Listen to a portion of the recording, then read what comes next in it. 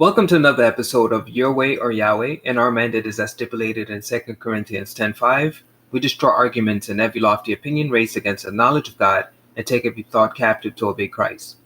In the series called The Sabbath Challenge, I appeal to two infallible arguments that prove Jesus is Lord over all nations and the gods of the nations. Both premises are as such. The God of the Hebrews makes exclusive claims to the Sabbath, which is directly linked to the 7-day cycle.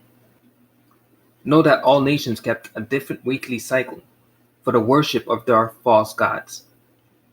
The God of the Hebrews prophesies the universal application of the Sabbath, which is directly linked to the 7-day cycle, his sign, and the means by which he demonstrates his authority over all, whether earthly or heavenly, ipso facto, rendering void the worship of the gods of the nation by the replacement of their weekly cycle.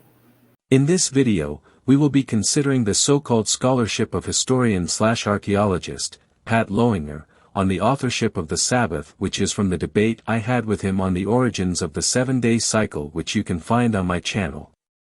Interestingly enough, according to his so-called expertise, he will suggest that the association of the Hebrew Sabbath with the 7-day cycle was only implemented post-Babylonian exile in an attempt to undermine my first proposition, expressly the authorship thereof, on which my infallible case of the sovereignty of Jesus over all nations is built upon.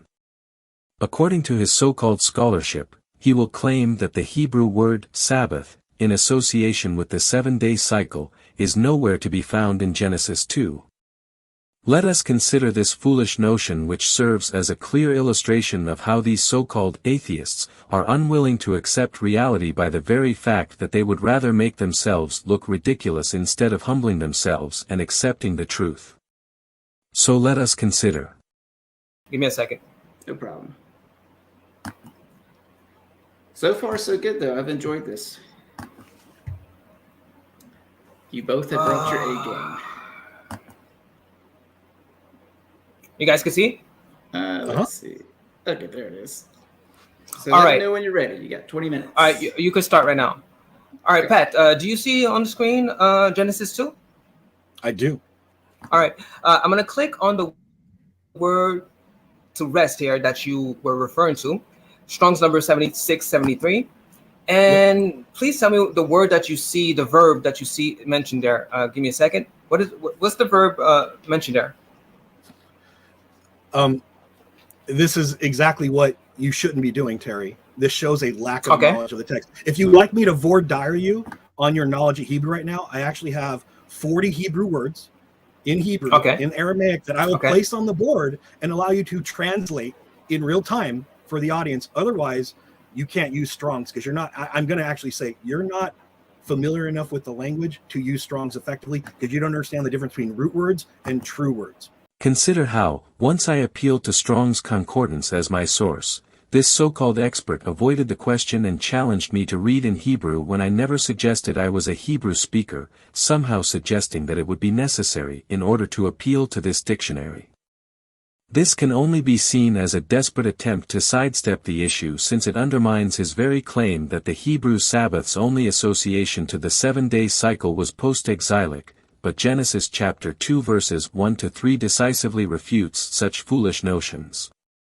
Note as well that he suggested I did not understand the difference between root words and true words, but interestingly enough, this exchange will reveal that he is guilty of ignorance, and not the other way around. So let us consider what the scholarship of Strong's reveals about Genesis 2 with regards to the Hebrew verb Sabbath.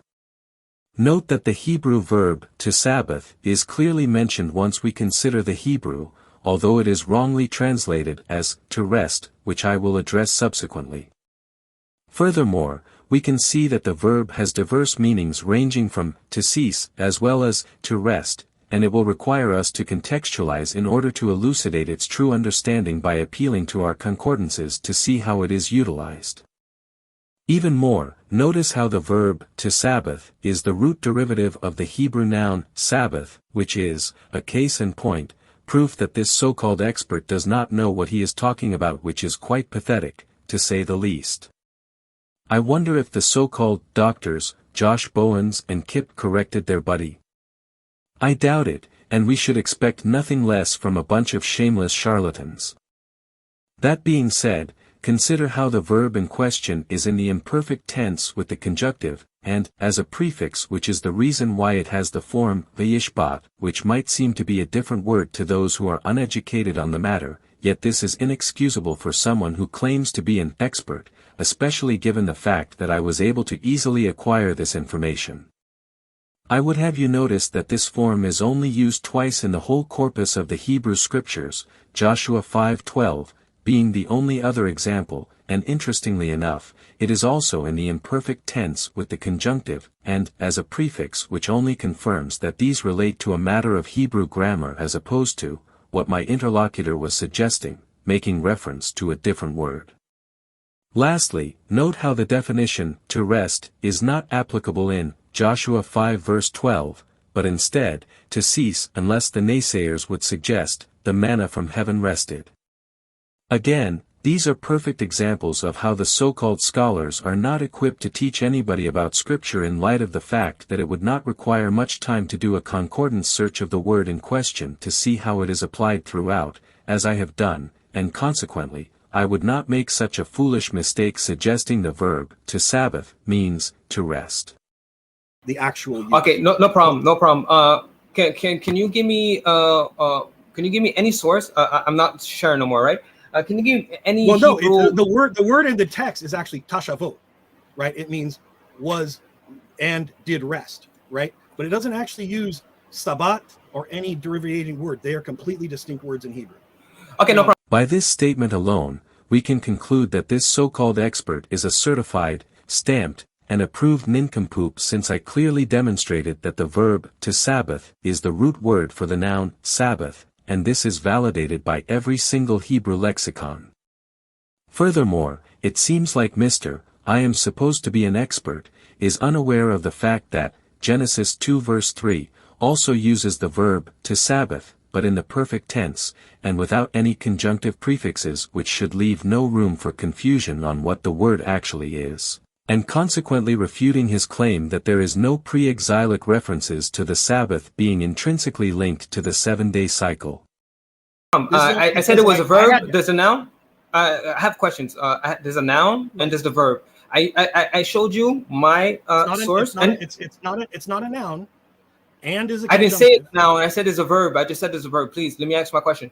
Can you give me any Hebrew lexicon that would disagree that the word here? Give me appeal to anyone, and we can verify that. I'm gonna take the time it needs. We can verify any Hebrew lexicon that says it's not the verb to Sabbath. Any Hebrew lexicon. Sure, I will use your favorite source, the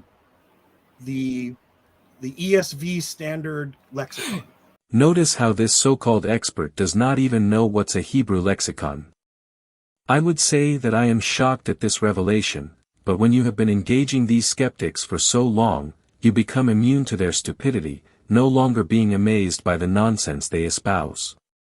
To make it clear, I am referring to the so-called experts, not the laymen, so how much more devoid of reality are those who are under their influence?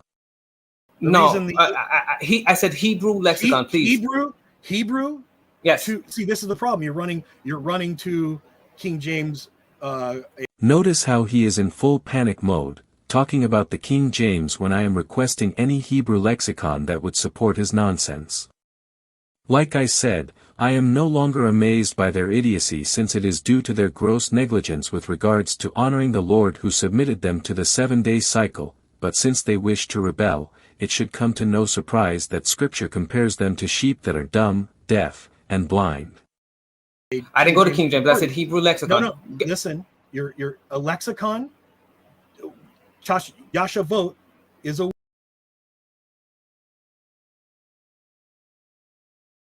Your lexicon. Yashavot is a. How dare you! Word that you can find what it means. Okay, no problem. I went to a Hebrew scholar and asked him, "What's this phrase mean?" Okay, no problem. I went to 3, and they said it means to rest. And then they no problem. I didn't say that it means to rest. I never said that the definition to rest is there to desist. I never said it was not one of the definitions. I said it's the verb to. But you said to Sabbath. Doesn't mean my to friend, Sabbath, it means to rest. Break my from friend, that I just went to the lexicon there. It says to Sabbath, which can mean to desist, to rest, or to cease. I made that clear even in my position paper, but you show me any lexicon that You disagrees added with. the word Sabbath to the text where it wasn't there originally. I just showed it on the screen. Thank you. Next question. Sure, but it's not there. Yeah, no problem. Once you show me a lexicon that, or any Hebrew interlinear that agrees with you, then we could I don't consider that. have to, Terry, because the Okay, no word problem. Sabbath So is next not in the question. text.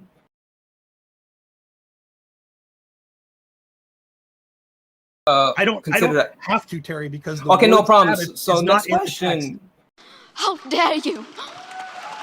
No problem. I made my case. You made yours. Not Sabbath. I made my Sabbath. case.